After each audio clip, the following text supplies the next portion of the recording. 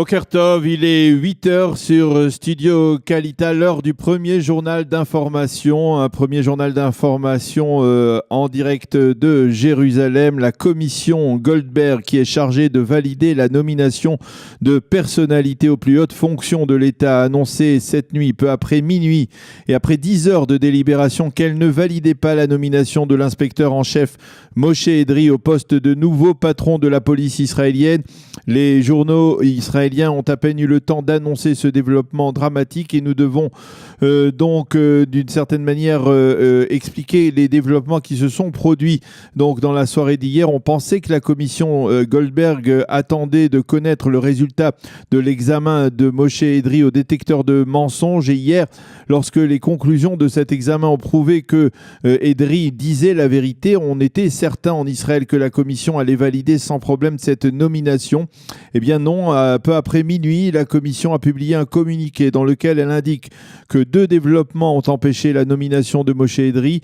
Essentiellement d'abord sa rencontre quelques jours avant d'être interrogé par cette même commission Goldberg avec l'avocat d'un Israélien qui prétendait avoir eu dans le passé des griefs sérieux contre l'inspecteur en chef Edree, mais aussi à cause d'un rapport du contrôleur de l'État Yosef Shapira d'il y a 2 ans sur les agissements de Moshe Edree alors qu'il était chef du département de la sécurité routière à la police israélienne. Le contrôleur lui avait alors reproché d'avoir annulé une contravention à un officier supérieur de la police israélienne qui avait été flashé en excès de vitesse.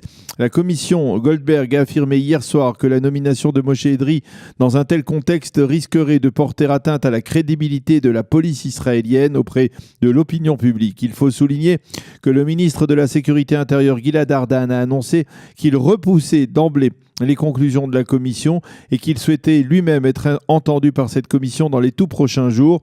Même la ministre de la Justice Ayelet Shaked a critiqué cette décision. Il s'est passé quelque chose durant la nuit en territoire syrien, à quelques 50 km de la frontière israélo-syrienne, mais on ne sait pas encore exactement ce qui s'est produit réellement. La chaîne de télévision Al Arabiya a affirmé hier soir que des avions de chasse de l'armée de l'air israélienne ont bombardé des positions iraniennes dans la région de Al-Kiswa, au sud de la Syrie. Il pourrait s'agir de bunkers d'armes et de bases appartenant aux milices iraniennes. La télévision syrienne a affirmé que les forces syriennes avaient, je cite, réussi à repousser l'attaque des avions ennemis qui n'ont pas pu toucher la moindre de leurs cibles. Fin de citation. Tsahal n'a pas réagi à ces informations, mais il faut rappeler que ce serait là la première attaque des Israéliens depuis l'incident grave de l'attaquer au début du mois d'octobre. Il faut noter que côté israélien, on a formellement démenti des informations en provenance de la Syrie selon lesquelles un missile aurait été tiré en direction, un avion de l'armée de l'air israélienne aurait été abattu par les batteries de l'artillerie syrienne. Après 2 semaines de calme, le Hamas redevient à nouveau menaçant. L'organisation terroriste accuse Israël de ne pas mettre en application les arrangements conclus avec les Égyptiens, comme par exemple la levée partielle du bouclage autour de la bande de Gaza. Et les responsables du Hamas menacent de reprendre leur pression le long de la barrière de sécurité qui sépare Israël de la bande de Gaza.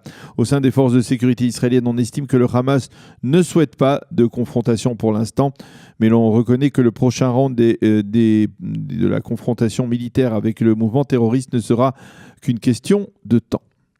En marge, un haut fonctionnaire du ministère israélien des Affaires étrangères a déclaré hier, sous le couvert de l'anonymat, qu'il fallait tout faire pour maintenir la force internationale d'observateurs qui est actuellement déployée depuis de nombreuses années au cœur de la ville de Hebron. Un maintien est préférable à un retrait, a déclaré ce haut fonctionnaire qui estime que cette force est un moindre mal. Selon certaines estimations en Israël, la décision de faire retirer ces observateurs de Hebron risque de réveiller les Européens et de les pousser justement à revendiquer une telle présence des observateurs donc dans la région de Hebron. Et puis hier, plus de 8000 personnes ont assisté à une grande soirée d'hommage aux millions de juifs chassés ou exclus des pays arabes au moment de la création de l'État d'Israël et même après. Une soirée d'hommage organisée par la ministre de l'Égalité sociale Ghila Gamliel, au cours de laquelle les plus grandes chanteuses israéliennes, comme par exemple Rita ou Shiri Maïmon se sont produites en rendant hommage à leur communauté d'origine, la communauté iranienne pour Rita, la communauté syrienne pour Shiri Maïmon. On a aussi parlé de la communauté des originaires d'Algérie durant cette soirée. Des films et des témoignages ont été visionnés. Ils racontent l'histoire donc de ce million de Juifs qui ont été chassés de leur pays, au plus souvent dans la plus grande précipitation. Une main devant, une main derrière, comme on dit. Et il faut rappeler que le gouvernement Netanyahou a instauré cette journée d'hommage nationale en 2014 et que la date choisie par ce gouvernement est très symbolique puisqu'il s'agit du 30 novembre de chaque année.